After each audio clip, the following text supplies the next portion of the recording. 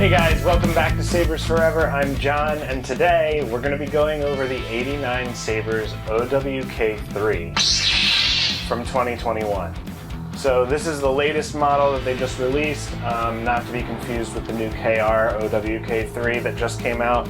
They obviously look very similar, but are definitely different. So this one features switches in the activation box and NeoPixel configuration with a Proffieboard, obviously. But enough out of that. Why don't we just jump right in and I'll show you what's going on. Alright, so this is the 89 Sabers OWK3, specifically the 2021 model. I actually have no experience with any of the other models before this, but chassis selection is limited, so I actually went with a Smugglers Outpost chassis. So the install is very straightforward. You have your NeoPixel connector, and then you have your power down here and your auxiliary. And I have reason for this, and it's mostly because you're going to be holding the saber right here, and it's really easy to just pinky the button for blasters. So that is my rationale behind putting the auxiliary on the top. To access the saber, all you have to do is to access the chassis, all you have to do is unscrew the pommel, remove the chassis, and the chassis has a little guide on it right here that lines up with the CoverTech wheel screw. So when you put it in, if you're just like all willy-nilly about it, it might go in this way, but it'll get jammed eventually. So you always want to make sure your soundboard is facing towards the switches, and then not that it could be a major problem, but a good practice is to try to avoid contacting the pins on the chassis or on the saber with the battery in. So, just make sure you're paying attention to what you're doing while it's open, basically. So just some rules of thumb. The saber has the internal female connector, the rotary disc connection, so actually it doesn't even matter which way it goes in for the connector purpose. It's just, this is nice to have, honestly. You have a Proffieboard V2.2, all the wiring you can see back here, and then your battery. So the positive goes to the north or towards the connectors, and it's just always nipple to nipple. That's right. Okay, so bottom in first. I will do what I must. Pop this in, make sure the chassis is facing, or the soundboard is facing the activation box. You'll feel it springy, and then just put your pommel on, and you're good to go.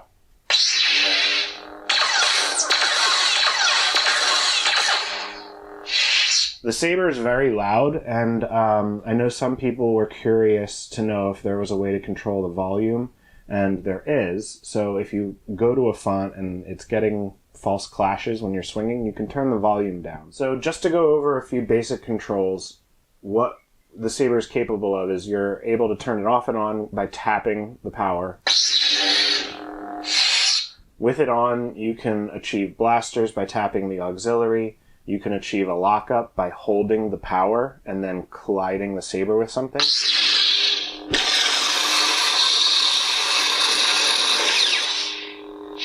And for as long as you hold the button, it'll remain in lockup. The saber has gestures, so you can twist on and you can twist off. And what that entails is you want to move the saber one direction, and then you want to move it back to its original resting position quickly. Saber turns on, saber turns off. There is music that you can activate by holding the power button for 1 second. You can also, and then releasing it, and then you can also turn it off by doing the same thing. With the saber on, you can activate music by holding the saber straight up and down and holding the power button for 1 second and releasing. And then you can actually do that same thing to turn it off while the saber is on. So here's a quick example.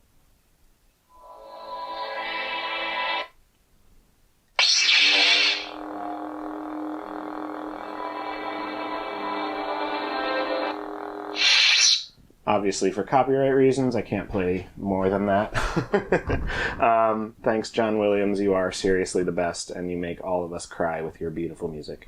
The saber also has a silent mute mode that you can activate by tapping the power twice.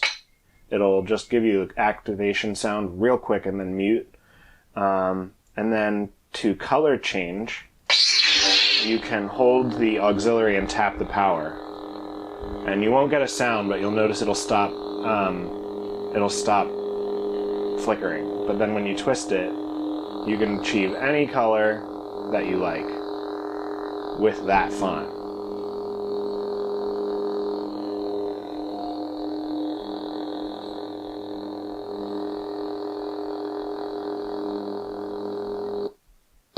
And then hit the power when you find the color that you want.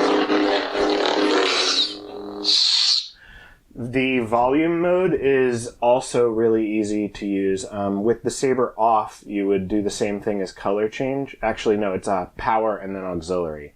But it's hard to know what you're doing without any kind of sound to reference, and you can't turn the saber on in mute mode. So what I do is I turn the music on, and then go into, without copyright, I can't do it this way, but turn the music on and then activate mute mode, or I'm sorry, activate volume mode. And now when you twist the saber left, it'll turn the saber down, and when you twist it right, it'll turn it up.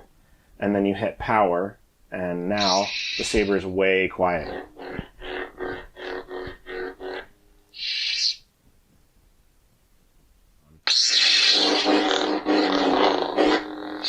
That seems about right. So that's some basic functionality. You can also change fonts. Hello there. By hitting the auxiliary while the saber's off. You can go backwards in fonts by holding. I will do what I must. Holding the saber upside down, and it'll go backwards in fonts by tapping the auxiliary. So you have directional control and by orientation of the saber, and there are also battery level. Some really cool fonts on here. This flame font is actually a mod that I did, and it's just a rainbow blade. So let's see, I can actually show that right here.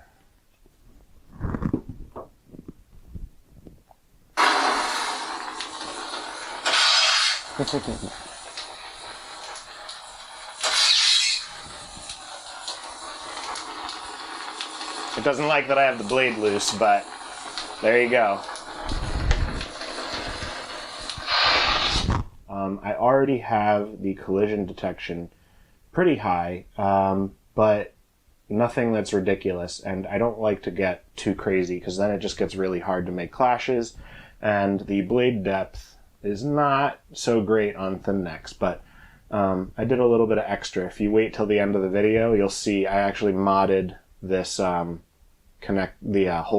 on the bottom with my lathe, just to get a little bit extra depth out of here. Also, I noticed, I'm not sure if it's all of them, but the chrome-plated parts usually are very tight, so your blade will require a little bit of sanding, and this just gets put in just anyway, doesn't really matter, but it just slips right in, and you tighten down your blade retention screw, and then there you go, you're good to go.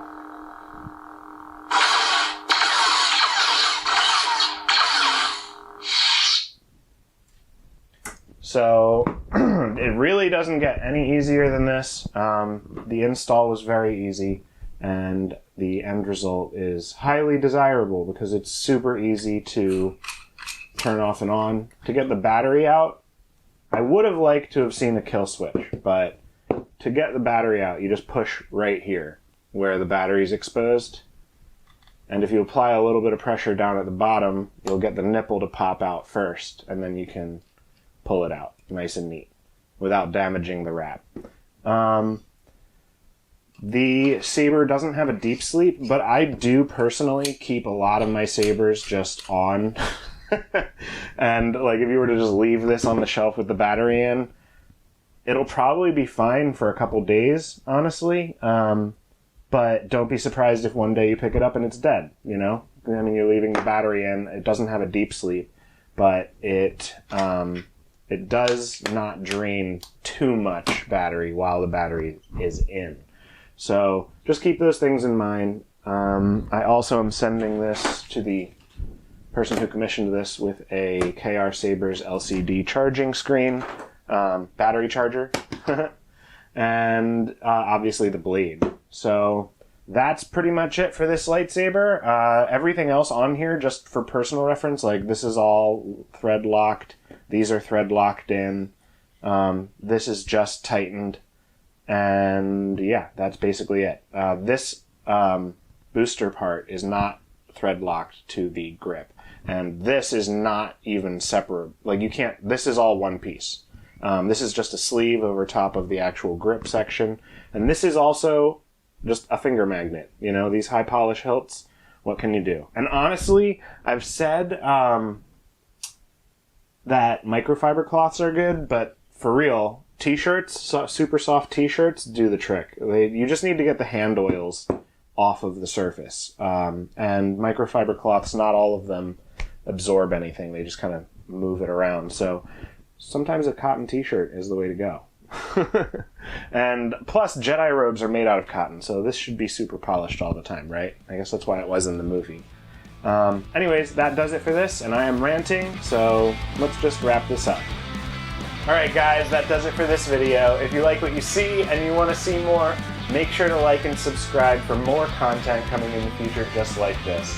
Also, update on the Thrawn Hunters. All the katana hilts are ready for soundboards, and I am working through the Shotos, and then those will be done. I'll keep you posted, and make sure to check the Instagram for updates on those at Sabers Forever. And then if you guys are looking for install work, please email me at john@sabersforever.com, and I'll be sure to get back to you with an answer to your inquiry. So that being said, I'll see you guys on the next one, and may the Force be with you.